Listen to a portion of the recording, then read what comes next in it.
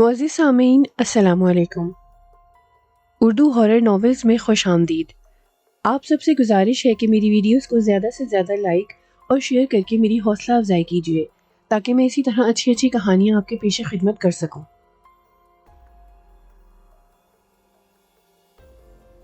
دیس آندا راجا پیچھے پیچھے آندا، ساڈا چڑیاں دا چمبا وے۔ یہ وہ گانوں کا مکسچر تھا جو اس وقت شاداب ایئر کنڈیشن کوچ میں کچھ عورتوں کے عتاب کا نشانہ بنا ہوا تھا۔ یہ رات کے تقریباً 9:30 بجے کا وقت ہوگا۔ بس فراٹے بھرتی تیزی سے آگے بڑھتی جا رہی تھی۔ گاڑی میں لگ بھگ 47 کے قریب افراد ہوں گے، جن میں بچوں کی تعداد 12-13 کے قریب ضرور ہوگی۔ کچھ مرد حضرات، کچھ نوجوان اور زیادہ تر عورتیں اور نوجوان بچیاں شامل تھیں۔ بس کی اگلی سیٹوں پر کچھ بزرگ عورتیں براجمان تھیں جن کے ہاتھ میں ایک درمیانی سائز کا ڈھول تھا، جس پر وہ اپنے ساتھ کچھ بچیوں کو شامل کر کے ان شادی کے گانوں کو تہس نہس کرنے میں لگی ہوئی تھی۔ اگر کسی نے شادی کے گانوں کو لطیفوں میں تبدیل کرنا ہو تو کسی شادی کے گھر میں ڈھولکی پر گاتی ہوئی ان خواتین کو دیکھ لے۔ ایک اچھی خاصی شادی کے گانوں پر مشتمل لطیفوں کی کتاب مرتب ہو جائے گی۔ آصف اور میں بچپن کے دوست تھے، اکٹھے پڑھے لکھے تھے اور ایک دوسرے کے گھروں میں بلا روک ٹوک آنا تھا۔ آصف تو گھریلو حالات کی وجہ سے آگے تعلیم حاصل نہ کر سکا اور کالج لائف کے بعد ایک کریانے کی دکان بنا لی اور اس طرح اپنے گھر کا گزر بسر چلانے لگا۔ لیکن مجھے تعلیم کا بہت شوق تھا اور اپنے اس شوق کو عملی جامہ پہنانے کے لیے میں نے کالج کے بعد پاکستان کی ایک اچھی یونیورسٹی میں گریجویشن کرنے کے لیے داخلہ لے لیا۔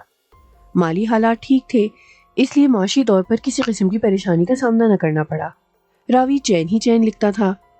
پڑھائی کی وجہ سے مجھے اپنے شہر سے دوسرے شہر رہنا پڑ رہا تھا، اس لیے کبھی کبھار اپنے گھر کا چکر لگتا تو آصف سے بھی ملاقات ہو جاتی تھی۔ لیکن مجھے زیادہ تر اپنے شہر میں رکنا نہ پڑتا کیونکہ یونیورسٹی میں پڑھنے والے بچوں کے لیے کوئی وقت نہیں ہوتا، لیکن نالائق بچوں کے لیے فرصت ہی فرصت ہوتی ہے۔ ظاہر ہے اسکول سے کالج اور پھر کالج سے یونیورسٹی کا سفر وہ بچے بخوبی سمجھ سکتے ہیں جو ان حالات سے گزر کر یونیورسٹی تک پہنچے ہوں۔ بڑے تعلیمی ادارے میں بچہ صرف اور صرف اپنے شوق کی وجہ سے پڑھ پاتا ہے۔ مجھے خود بچپن سے پڑھنے کا بہت شوق رہا، اس لیے تقریباً ہر کلاس میں نمایاں پوزیشن ہولڈر رہا اور پھر کالج کے بعد یونیورسٹی میں بھی اب میں نمایاں ہی تھا۔ میرے بہت سے دوست یہاں بھی بن چکے تھے، لیکن مجھے ہر وقت اپنے پرانے دوست آصف کا خیال رہتا تھا۔ ایک روز میں کلاس سے واپس اپنے ہاسٹل کے کمرے میں جانے کے لیے ابھی کوریڈور میں ہی داخل ہو رہا تھا کہ چوکیدار نے میرے ہاتھ میں ایک سفید رنگ کا لفافہ تھما دیا جس پر میرے کمرے کا ایڈریس صاف لکھا ہوا تھا۔ میرے پوچھنے پر چوکیدار نے بتایا کہ ڈاکیا یہ لفافہ آپ کے کمرے میں دینے کے لیے آیا تھا، لیکن میں نے اجازت نہ ہونے کی وجہ سے گیٹ پر ہی اس سے لفافہ وصول کر لیا تھا اور اب آپ کو دیکھ کر مجھے یاد آیا کہ یہ لفافہ میں اپنے کوارٹر میں رکھایا تھا جب میں دوپہر کی روٹی کھانے اپنے گھر گیا تھا، اس لیے آپ کو گیٹ سے اندر داخل ہوتے دیکھ کر فوراً لفافہ گھر سے اٹھا لایا ہوں۔ چوکیدار کا کوارٹر یونیورسٹی کے گیٹ سے چند قدم کے فاصلے پر ہی تھا۔ لفافہ ہاتھ میں اٹھائے میں اپنے کمرے کی جانب بڑھ گیا اور تالا کھول کر اندر داخل ہوا۔ دروازہ بند کر کے بڑی بے چینی سے لفافہ کھولا۔ یہ ایک واجبی سا شادی کارڈ تھا جو کہ میرے دوست آصف کی جانب سے تھا۔ کارڈ پر لکھی تحریر کے مطابق میرے دوست آصف کے بیٹے نعمان کی اگلے ہفتے شادی تھی اور اس نے بڑے پیار سے مجھے اس شادی میں شرکت کی دعوت دی تھی۔ میں نے تاریخ دیکھی تو وہ بروز ہفتہ تھا اور دوسرے دن اتوار، یعنی کہ میں ذرا سی کوشش سے اپنے دوست کے بیٹے کی شادی میں شرکت کر کے دوسرے دن اتوار کو واپس یونیورسٹی پہنچ سکتا تھا۔ اس لیے میں نے شادی میں شرکت کا فیصلہ کر لیا تھا۔ پھر ضروری کاموں سے فراغت کے بعد میں نے جواب میں آصف کو اپنی شادی میں شرکت کرنے کا خط لکھ دیا اور میں نے دوسرے دن یونیورسٹی کے باہر لگے لیٹر باکس میں ڈال دیا۔ دن گزرتے رہے اور پھر ہفتے کے دن کی ایک چھٹی لے کر میں بذریعہ بس اپنے شہر پہنچا اور پھر شام کو نہا دھو کر آصف کے گھر کی جانب چل دیا۔ گھر کے سامنے مختلف قسم کی جھنڈیاں لگی ہوئی تھیں اور مہمان آ جا رہے تھے۔ آصف لائٹس والے ایک شخص کو کچھ سمجھا رہا تھا۔ اچانک اس کی نظر مجھ پر پڑی اور دوسرے لمحے وہ بجلی کی طرح دوڑتا ہوا میری جانب بڑھا اور قریب آ کر مجھے گلے لگا لیا۔ اس کی خوشی دیکھنے والی تھی۔ پھر کچھ دیر ادھر ادھر کی باتیں کرنے کے بعد اور میرے کچھ کام کاج میں ہاتھ بٹھانے کی آفر دینے کے باوجود آصف نے مجھے کچھ کام نہیں بتایا اور دوسرے دن بارات میں شرکت ہونے کی تاکید کے ساتھ رخصت کر دیا۔ وہاں سے سیدھا میں اپنے گھر کی جانب چل دیا۔ راستے میں چند دوستوں کے پاس ٹھہرتا ہوا میں کافی دیر بعد گھر پہنچا اور دوسرے دن بارات میں شریک ہونے کا خیال آتے ہی الماری سے وہ کپڑے نکالنے چاہے جو کل میں نے پہنے تھے۔ شاداب کوچ اس وقت فراٹے بھرتی چوڑی سڑک پر رواں دواں تھی۔ اس میں بہت سے افراد بیٹھے ہوئے تھے۔ میں ڈرائیور کی پچھلی سیٹ پر بیٹھا ان عورتوں کے عجیب و غریب اور بے ربط شادی کے گانوں سے محظوظ ہو رہا تھا جو اس وقت چلتی بس میں گانے میں مصروف تھی۔ چونکہ اکثر شادیوں میں ایسا ہی ہوتا ہے، اس لیے میں بھی خاموشی سے کان گانوں پر لگائے اور سامنے ونڈ سکرین سے باہر نظر آنے والی سڑک پر نظریں دوڑانے میں مصروف تھا۔ ڈرائیور کے ساتھ دوستی ہو چکی تھی، اس لیے وہ وقفے وقفے سے پان کھانے کے ساتھ ساتھ اپنے چند پرانے قصے سنانے میں بھی لگا ہوا تھا۔ رات کے 9:30 بج چکے تھے۔ آصف کچھ کاموں کی وجہ سے گھر پر ہی رک گیا تھا، لیکن اس نے بارات کا سارا چارج مجھے سونپ دیا تھا اور ساتھ ہی یہ بھی بتا دیا تھا کہ وہ ان کے پہنچنے کے 1 گھنٹے بعد پہنچ جائے گا۔ اس لیے میں بڑی ذمہ داری سے بارات کو دوسرے شہر کی جانب لے جا رہا تھا جو ہمارے شہر سے 70 کلومیٹر کے فاصلے پر تھا۔ وہاں بھی بارات کا بڑی بے چینی سے انتظار ہو رہا ہوگا۔ یہ سوچ کر میں نے ایک طائرانہ نظر اپنے پیچھے پوری بس پر ڈالی۔ ہر کوئی اپنی اپنی مستی میں لگا ہوا تھا۔ بچوں نے الگ شور مچایا ہوا تھا، کان پڑی آواز سنائی نہ دے رہی تھی۔ میں بھی ہوانقوں کی طرح ڈرائیور کی باتوں پر سر ہلا رہا تھا، حالانکہ مجھے بہت سے الفاظ شور کی وجہ سے سمجھ میں نہیں آ رہے تھے۔ صرف اس کا منہ ہلتا دیکھتا تو اس بات پہ سر ہلا دیتا۔ رات کے 11:15 بجے تو مجھے نیند کی وجہ سے اونگ آنے لگی۔ میں درخواست کر کے تمام عورتوں سے ڈھول روک کر آرام کرنے کا کہہ کر ڈرائیور سے پیچھے کی کچھ لائٹس بند کر دینے کی تاکید کی، جس پر اس نے فوراً عمل کرتے ہوئے کچھ بٹن دبا کر پیچھے کی چند لائٹس بند کر دی۔ بس میں کچھ شور کم ہوا تو تھکن کا احساس ہوتے ہی آنکھیں بند ہونے لگی۔ ابھی میں نے آرام کی نیت سے اپنا سر سیٹ کی بیک سائڈ پر ٹکایا ہی تھا کہ بس کو یکدم بریک لگے، اور ایسا کرنے سے بس الٹتے الٹتے بچی، ورنہ ایک خوفناک حادثہ رونما ہو جاتا۔ ڈرائیور نے بڑی مہارت سے بس کا اسٹیئرنگ سنبھال لیا تھا، ورنہ یہ سوچ کر خوف سے رونگٹے کھڑے ہو گئے تھے۔ بس کے اس طرح بے قابو ہونے سے تمام مسافر ایک دوسرے پر گر پڑے اور ایک کوہرام برپا ہو گیا۔ بچے تو بچے، بڑے بھی خوف سے چیخ اٹھے تھے۔ جو بیچارے ہاتھوں میں موبائل لیے مصروف تھے، ان کے ہاتھوں سے موبائل نیچے گر کر سیٹوں کے درمیان کہیں غائب ہو گئے۔ جناب کیا ہوا؟ اللہ کا شکر ہے کہ ہم ایک بڑے حادثے سے بچ گئے۔ میں نے گاڑی کے سنبھلتے ہی ڈرائیور سے پوچھنے کے ساتھ ساتھ اللہ تعالیٰ کا شکر بھی ادا کر دیا۔ ڈرائیور سامنے سڑک پر یوں منہ کھولے نظریں جمائے بیٹھا تھا جیسے وہاں اس نے کوئی انتہائی ڈراؤنی چیز دیکھ لی ہو۔ وہ میں نے اچانک سامنے سڑک پر ایک کفن پوش مردے کو پڑے دیکھا تھا۔ یوں لگتا تھا جیسے کوئی مردہ قبرستان سے نکل کر وہاں سڑک پر آن کر لیٹ گیا ہو۔ اس کو اس طرح دیکھتے ہی میں نے 85 کلومیٹر کی سپیڈ سے بھاگتی گاڑی کو یکدم بریک لگا دیے۔ حالانکہ مجھے ایسا نہیں کرنا چاہیے تھا، کیونکہ اتنی رفتار سے بھاگتی گاڑی کو اگر ایک دم بریک لگا دیے جائے تو اس کے الٹنے کا 100% خطرہ ہوتا ہے۔ لیکن میں گھبرا گیا تھا، اس لیے مجھے پتہ ہی نہ چلا کہ کس وقت میرے پاؤں بریک پر جم گئے۔ ڈرائیور نے تھوک نگلتے ہوئے جواب دیا۔ اس کا رنگ پیلا ہو رہا تھا اور ایسا خوف کی وجہ سے ہوتا ہے۔ اس کا جواب سن کر میرے اپنے حواس گم ہو گئے۔ میں بھی سامنے سڑک پر آنکھیں پھاڑے بڑے غور سے دیکھنے لگا، لیکن مجھے وہاں کچھ دکھائی نہیں دے رہا تھا۔ اور مزے کی بات یہ تھی کہ ہمارے آگے اور پیچھے دور دور تک کوئی اور گاڑی بھی نہ تھی۔ یوں لگتا تھا جیسے کسی نے دونوں طرف کی گاڑیوں کو جادو کے زور سے روک دیا ہو۔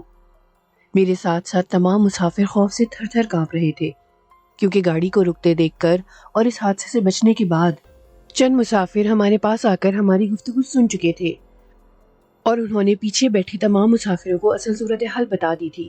بچوں کا بھی خیال نہ کیا تھا کہ ان پر کیا گزرے گی۔ جواب میں بس میں ایک سراسیمگی پھیل گئی تھی اور سب خوف سے باہر دیکھنے لگے۔ ان سب کو یوں محسوس ہو رہا تھا جیسے اچانک کوئی مردہ بس کی کھڑکی توڑ کر بس میں گھسائے گا۔ میرے کہنے پر ڈرائیور دوبارہ بس کو سٹارٹ کر کے آگے بڑھانے لگا، لیکن اس کی نظریں سڑک کے دونوں طرف سرچ لائٹوں کی طرح ہی گھوم رہی تھیں۔ میں بھی محتاط انداز میں اس کے پیچھے بیٹھا تھا۔ اب نیند میری آنکھوں سے اڑ چکی تھی۔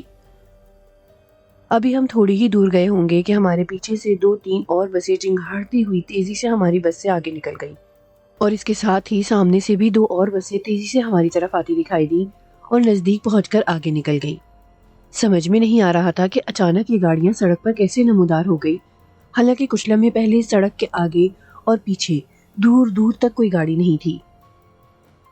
گاڑی چل رہی تھی لیکن ہمارے دماغ معاف ہو چکے تھے۔ ابھی ہم انہی سوچوں میں تھے کہ سامنے تقریباً 50 فٹ کے فاصلے پر ایک عورت جس نے چہرے پر لمبا گھونگھٹ لٹکایا ہوا تھا اور حاجیوں کی طرح کا ایک سفید جبہ پہنی ہوئی تھی۔ اس کے ہاتھ میں ایک لاٹھی تھی جس کے ایک سرے پر جلتی ہوئی لالٹین ٹنگی ہوئی تھی۔ وہ اس طرح کھڑی تھی جس طرح ہم جا رہے تھے۔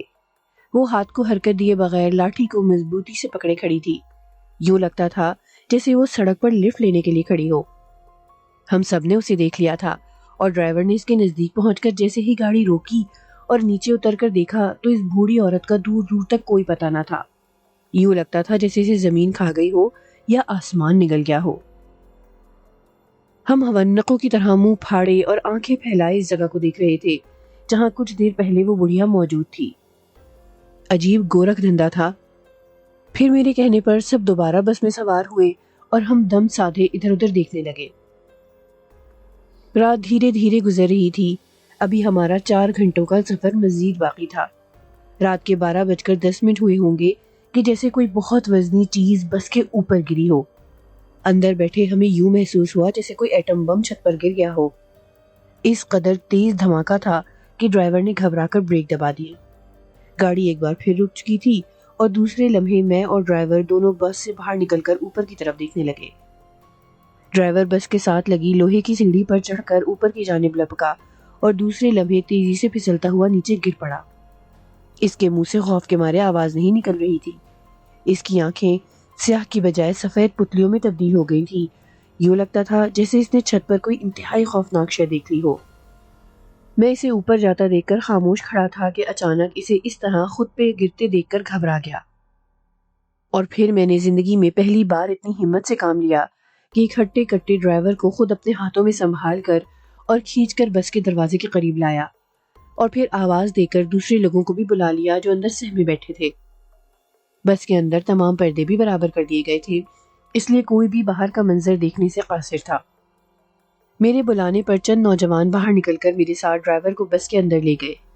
پھر اسے ایک بڑی سیٹ پر لٹا کر پانی وغیرہ اس کے منہ میں ڈال کر کچھ لوگ اس کے ہاتھ پاؤں مسل رہے تھے، اور تھوڑی محنت کے بعد اسے قدرے ہوش آیا۔ ہوش میں آنے کے بعد اس نے جو بتایا وہ سن کر سب کی چیخیں نکل گئیں۔ اس کے کہنے کے مطابق اس نے چھت پر ایک بہت بڑا سیاہ رنگ کا بلّا دیکھا جس کے منہ سے تیز اور نوکیلے دانت اندھیرے میں بھی چمک رہے تھے اور اس کی آنکھوں میں جیسے خون اترا ہوا تھا۔ اس کی جسامت بکری کے قد کے برابر ضرور ہوگی۔ وہ چھت پر کھڑا اسی طرف دیکھ رہا تھا جس طرف سے میں اوپر چڑھا تھا۔ میرے وہم و گمان میں بھی نہ تھا کہ مجھے ایسا بھیانک منظر دیکھنے کو ملے گا۔ میں جیسے ہی اوپر چڑھا اپنے چہرے کے سامنے اس کو متوجہ پا کر جیسے مجھے ہوش نہ رہا، اور گھبراہٹ میں میرے ہاتھ سے سیڑھی چھوٹ گئی اور اب مجھے ہوش آیا ہے۔ میں آپ سب کا بہت بہت شکر گزار ہوں۔ ڈرائیور نے رک رک کر اور خوف کی کیفیت سے تمام واقعہ بتا دیا۔ سب لوگ دم بخود اس کی طرف دیکھ کر یہ سب سن رہے تھے۔ کچھ دیر تک ڈرائیور کی حالت بہتر ہوئی تو انہوں نے دوبارہ اوپر جا کر دیکھنے کی بجائے بس کو تیزی سے آگے بڑھانے میں ہی عافیت سمجھی۔ ڈرائیور سیٹ پر بیٹھ چکا تھا اور بس سٹارٹ کر کے آگے بڑھا دی، لیکن یہ کیا؟ یوں محسوس ہو رہا تھا جیسے بس کے پیچھے کسی نے مضبوط رسے باندھ دیے ہوں۔ بس ٹس سے مس نہ ہوئی اور رک گئی۔ ڈرائیور نے بھتیرے کوششیں کی لیکن ناکام رہا۔ تھک ہار کر وہ بے بسی سے ہماری طرف دیکھنے لگا۔ ہماری خود سمجھ میں نہیں آ رہا تھا کہ یہ پے در پے عجیب و غریب واقعات ہمارے ساتھ کیوں پیش آ رہے ہیں۔ ہم سب کی حالت تو یوں ہو رہی تھی جیسے کاٹو تو لہو نہیں۔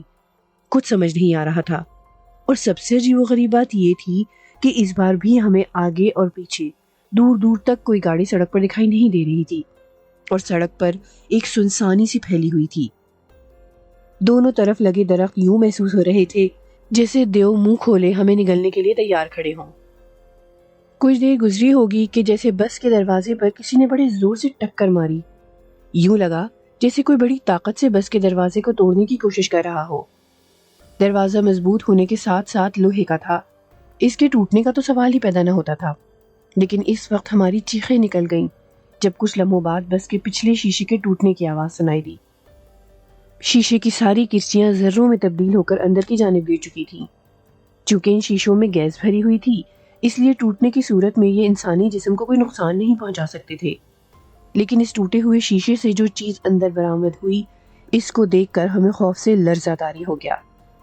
یہ وہی خوفناک سیاہ بلّا تھا جو ڈرائیور کے کہنے کے مطابق بس کی چھت پر موجود تھا، لیکن وہی منحوس بلّا دوبارہ سب کے سامنے موجود تھا۔ اس کو اندر آتے دیکھ کر سب مسافر ڈرائیور کے نزدیک پہنچ گئے۔ بچوں کے چیخنے کی آوازوں کے ساتھ ساتھ عورتوں کے خوف سے چلانے کی آوازیں بھی شامل تھیں۔ خود بس میں موجود دیگر مرد حضرات بھی بڑے خوف سے اس کی طرف متوجہ تھے۔ بلّا آہستہ آہستہ غراتا آگے کی جانب بڑھنے لگا اور دوسرے لمحے اپنے سامنے موجود ایک 9 سال کے لڑکے کو دبوچ لیا۔ دوسرے لمحے وہ اپنے تیز نوکیلے دانت اس کی گردن میں پیوست کر چکا تھا۔ بس میں ایک ہلچل مچ گئی۔ بچے کے والدین رونے پیٹنے لگے، لیکن بلّا شاید بہرا تھا، اس لیے ان کے چلانے کا اس پر کوئی اثر نہ ہوا، اور دوسرے ہی لمحے اس نے اس بچے کی گردن سے ایک بڑا گوشت کرنے والا اپنے دانتوں سے نوچ لیا اور سب کے سامنے کچر کچر چبانے لگا۔ اس کی بانچھوں سے خون ٹپک رہا تھا۔ ہماری سانسیں جیسے ہمارے حلق میں اٹک کر رہ گئی تھیں۔ اس بلے کے جسم پر ایک بھی سفید بال نہ تھا۔ جیسے جیسے وہ گوشت کھا رہا تھا ویسے ویسے اس کی آنکھوں کا رنگ سرخ سے سرخ تر ہوتا جا رہا تھا۔ اس کے پنجوں کے ناخن اس معصوم بچے کے جسم کو بھنبوڑنے میں لگے ہوئے تھے، جس سے اس کا جسم چھلنی ہو گیا تھا۔ اچھی طرح گوشت کھانے کے بعد اور پیٹ بھرنے کے بعد اس بلے نے دوبارہ ہماری طرف دیکھ کر غرانا شروع کر دیا۔ یوں لگتا تھا جیسے وہ اب کسی اور بھی گناہ کو اپنا شکار بنائے گا۔ حقیقت میں اس کا قد ایک عام درمیانی سائز کے بکرے کے برابر ہوگا، جیسا کہ اس وقت ڈرائیور نے بتایا تھا۔ بچے کا ادھ کھایا جسم بس کے اندر ہی پڑا ہوا تھا اور بلے کے منہ سے اس کے خون کے لوتھڑے چپکے ہوئے تھے۔ اس کی جیسے آنکھوں سے خون ٹپک رہا تھا۔ وہ بار بار اپنے نوکیلے پنجے بس کے فرش پر مار رہا تھا اور ہماری طرف گھورنے کے ساتھ ساتھ ہلکا ہلکا غرا بھی رہا تھا۔ نہ جانے اب کون اس کا نشانہ بنتا۔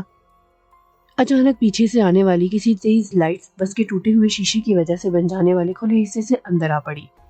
لائٹ اتنی تیز تھی کہ ہماری بس کے اندر کا منظر پیچھے سے آنے والی گاڑی کے ڈرائیور نے بخوبی دیکھ لیا تھا۔ شاید اسی وجہ سے وہ گاڑی بالکل ہماری گاڑی کے پیچھے آن کر رک گئی، اور اس سے پہلے کہ فاصلہ اور مزید کم ہوتا، بلّا اچانک پلٹا اور اچھل کر ٹوٹے ہوئے حصے سے باہر کود گیا۔ کافی دیر تک ہم سب حیرت سے بت بنے سے غائب ہوتا دیکھتے رہے، اور ہماری حالت تو یوں ہو گئی تھی جیسے کسی نے جادو کی چھڑی سے ہمیں چو کر پتھر کا بنا دیا ہو۔ اس وقت ہمیں ہوش آیا جب پچھلی بس کے ڈرائیور نے ہماری بس کے دروازے کو زور زور سے بجانا شروع کر دیا۔ اس کے ساتھ ساتھ کچھ اور مسافر بھی بس سے اتر کر باہر کھڑے ہمارے باہر نکلنے کا انتظار کر رہے تھے۔ ہماری بس کے ڈرائیور نے جلدی سے دروازہ کھول دیا اور وہ سب اندر داخل ہو گئے۔ اندر کا منظر دیکھ کر ان سب پر لرزہ طاری ہو گیا اور چند ایک تو ابکائیاں کرتے واپس بس سے نیچے اتر گئے۔ انہیں بس میں معصوم بچے کی ادکھائی لاش صاف دکھائی دے گئی تھی۔ ہم نے تمام لوگوں کو نیچے اتارا اور میں نے جلدی سے موبائل پر فون کر کے اپنے دوست آصف کو تمام حقیقت بتا دی۔ دوسری طرف تمام حالات سننے کے بعد آصف کی حالت بھی بہت خراب ہو گئی، اور جس بچے کی لاش بس سے اتار کر نیچے رکھ دی گئی تھی، اس کے والدین کی بہت حالت خراب ہو رہی تھی۔ ہمارا دلاسا دینے کے باوجود ان کی حالت نہیں سنبھل رہی تھی۔ پچھلی بس کے تمام مسافروں نے ہماری بہت مدد کی۔ سڑک کے کنارے ایک درخت کے نیچے کسی مہربان نے ایک نلکا لگا دیا تھا۔ ہمیں اس وقت پانی کی بہت ضرورت تھی۔ ہم نے وہاں سے پانی بھی پیا اور کچھ پانی لے کر بس کے اندر کا فرش اچھی طرح دھو دیا۔ رات کے 2 بج چکے تھے اور ہم سڑک کے درمیان کھڑے اپنی بے بسی کا تماشا دیکھ رہے تھے۔ موٹر میں پولیس بھی شاید کہیں پڑی سو رہی تھی جو ہماری مدد کے لیے آتی۔ ہم نے چاروں ناچار اپنی مدد آپ کے تحت سب سمیٹنے کے بعد اپنا سفر دوبارہ شروع کر دیا۔ بچے کی لاش کو ہم نے پچھلی بس کے مسافروں کے کہنے پر وہیں درختوں میں ایک بڑا سا گڑھا کھود کر دفنا دیا۔ ظاہر ہے اس کی حالت ایسی ہو رہی تھی کہ جب تک ہم منزل مقصود پر پہنچتے وہ مزید خراب ہو جاتی۔ نہ جانے اس خوفناک بلے کے منہ کے لعاب میں کیسی تاثیر تھی کہ جہاں جہاں سے اس نے بچے کے جسم کو کاٹا تھا وہاں کا گوشت نیلا پڑ گیا تھا، اور اس میں چھوٹے چھوٹے کیڑے بھی کلبلانے لگے تھے۔ بہت دردناک اور دہلا دینے والا منظر تھا کہ ایک اچھا خاصا انسان بھی برداشت نہ کر سکے۔ اس لیے بچے کے والدین کو سمجھانے پر وہ بھی اس کی لاش کو وہیں دفنانے پر راضی ہو گئے تھے۔ بس فراٹے بھرتی سڑک پر دوڑتی جا رہی تھی اور اس کے پچھلے حصے سے ہوا بہت زور سے اندر داخل ہو رہی تھی۔ ہوا کی سرسراہٹ کی وجہ سے ایسی آوازیں نکل رہی تھیں جیسے بہت سے کوبرے سانپ مل کر پھنکار رہے ہوں۔ چاند دھیرے دھیرے اپنا سفر ختم کر رہا تھا۔ ستارے آسمان پر جھلمل کر رہے تھے۔ میرا دوست آصف واقعے کی اطلاع ملتے ہی گھر سے نکل پڑا تھا۔ تمام مسافر خصوصاً عورتیں تو ایسے ایک دوسرے سے چمٹی بیٹھی تھیں جیسے ان میں سے اگر کوئی ایک بھی الگ ہوئی تو وہی خوفناک بلہ ان پر بھی حملہ کر دے گا۔ لیکن اللہ اللہ کر کے ہمارا سفر منزل کے قریب ہوتا جا رہا تھا اور 30-35 منٹ کے بعد ہم اپنی منزل مقصود پر پہنچنے والے تھے۔ ہم نے تمام لوگوں کو تاکید کر دی تھی کہ شادی والے گھر کسی کو بھی اس بات کی بھنک نہیں پڑنے دینی تاکہ خوش اسلوبی سے ہم شادی بھگتا کر واپس لوٹ سکیں۔ سب نے تائید میں سر ہلا کر اس کا اقرار کیا تھا اور مجھے کسی قدر اطمینان ہو گیا تھا۔ لیکن جو رات ہمارے ساتھ گزری تھی اس کو تصور کر کے میرے ساتھ ساتھ بس کا ہر شخص خدا کا لاکھ لاکھ شکر ادا کر رہا تھا کہ جس نے انہیں زندہ سلامت اپنی منزل مقصود پر پہنچنے کا موقع فراہم کیا۔ شاید ہم میں کوئی اللہ کا نیک بندہ ایسا ہوگا جس کی وجہ سے ایسا ممکن ہوا، ورنہ یہ تصور کر کے تو میرے رونگٹے کھڑے ہو گئے تھے۔ قصہ مختصر، ہم شادی کے گھر خیر و عافیت سے پہنچ گئے۔ وہاں پہنچنے کے چند گھنٹوں بعد آصف بھی ایک ٹیکسی میں پہنچ گیا تھا۔ اس کو ایک طرف لے جا کر میں نے خاموش رہنے کی تاکید کر دی تھی کہ واپسی پر میں اسے تمام واقعات تفصیل سے بتا دوں گا۔ وہ نہ چاہتے ہوئے بھی اپنے جذبات کو بڑی مشکل سے روک پایا۔ شادی کی تمام رسومات سے فراغت کے بعد ہم دوسرے روز ناشتے سے فارغ ہونے کے بعد بڑی خاموشی سے واپسی کے سفر کے لیے نکل پڑے۔ راستے میں نے آصف کو تمام واقعات تفصیل سے بتا دیے۔ میری بات سن کر اس کے منہ سے ایک طویل سانس نکلی اور اس نے جو کچھ کہا اسے سن کر میں حیرت سے اس کی طرف دیکھنے لگا۔ جی ہاں، اس کے منہ سے یہ الفاظ نکلے، بے شک صدقہ 1000 بلاؤں کو ٹالتا ہے۔ مجھے حیرت سے اپنی طرف دیکھتے ہوئے اس نے میرے کندھے پر ہاتھ رکھ کر کہا، جب تم سب بارات لے کر گھر سے نکل گئے تو کام میں مصروفیت کی وجہ سے میں صدقے کے طور پر لایا ہوا کالا مرغا دلہا کے سر پر سے وار کر نہیں چھوڑ سکا۔ شاید یہ سب کچھ میرے ایسا نہ کرنے کی وجہ سے ہوا ہو۔ اس نے ہوا میں نظریں ٹکاتے ہوئے بے خیالی کے سے لہجے میں کہا، اور میں جو بڑی حیرت سے اس کے منہ سے نکلے ان الفاظ پر غور کر رہا تھا، خود بھی جلدی جلدی یوں سر ہلانے لگا جیسے اگر مجھے ایک لمحے کی بھی دیر ہو گئی تو وہی منحوس اور خوفناک بلّہ کہیں مجھ پر حملہ آور نہ ہو جائے۔ اگر آپ کو ہماری کہانیاں پسند آ رہی ہیں تو ہمارا چینل ضرور سبسکرائب کریں، ساتھ ہی ساتھ بیل آئیکن کو بھی دبائیں تاکہ ہماری تمام کہانیاں آپ کو سب سے پہلے مل سکیں۔